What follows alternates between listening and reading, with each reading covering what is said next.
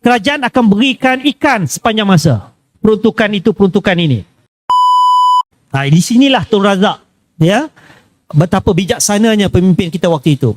Dia melihat tak cukup kalau kita hanya ada rider yang kerajaan akan berikan ikan sepanjang masa. Peruntukan itu, peruntukan ini.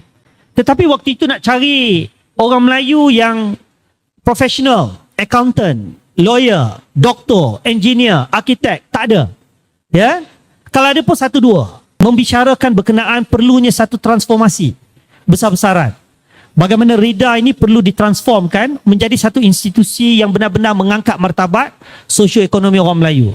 Di situlah Tun Razak mengambil usul tersebut tahun 1964, dibawa di dalam Kongres Ekonomi Bumi Putra. Daripada 70 resolusi, salah satu resolusinya adalah untuk menubuhkan Majlis Amanah Rakyat.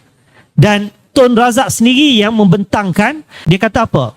Tidak ada jalan singkat, tak ada jalan pintas dalam kita nak membangunkan anak bangsa, kecuali dengan ilmu pengetahuan.